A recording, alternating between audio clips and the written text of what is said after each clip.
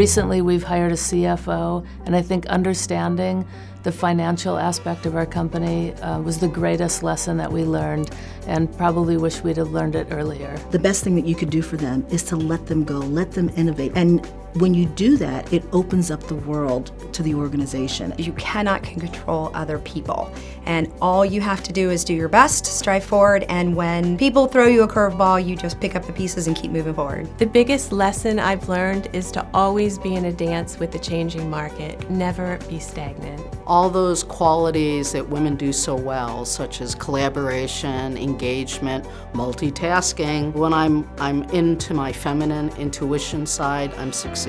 The best piece of advice that I've received is to focus on one thing at a time. Being a type A personality, you want to do a whole bunch of things at once and get everything done, and Rome wasn't built in a day. When my mother was at the airport with me, she told me, you are going very far from here, we probably won't see you for a while. Whatever you do, make something of yourself. And so I came here and worked day and night and made something of myself.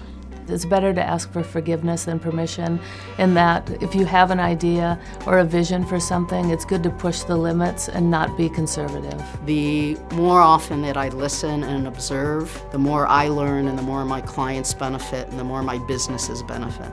I think the hardest leadership skill to master is communication.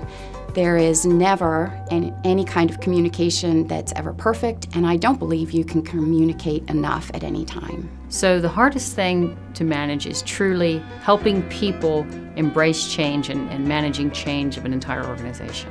I am a very type A, run hard, run fast, big vision type of person, and I've really had to fight against my natural tendency to keep going off on different tangents. You have to put yourself in your place of your employees. You have to put yourself in the place of your clients. I feel like I'm very compassionate, and then I feel like I'm also able to bring people together. To be a coach, to be empowering, to lift people up and encourage them that they're doing a great job and to keep going so they build confidence. A leader needs to know how to delegate and when to delegate. It's still a challenge for me, and I still, like to be in there in the grind, but you really need to allow them to step in. When I have a question about a business decision, I love to include my staff and talk to them about how it's going to impact them. It was difficult for me to say no.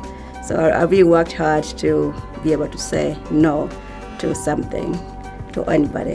One of the things that we have to do to constantly grow and to be better is to be innovative and to inspire a level of innovation within people so that we can move forward. What's important to me in bettering myself is to stay current with the research and the best practices in the work that we do. People might be surprised to know I'm a fairly upbeat person, but I'm also a 5-year breast cancer survivor. It's made me a stronger person, it's made me more insightful, and ultimately a better me.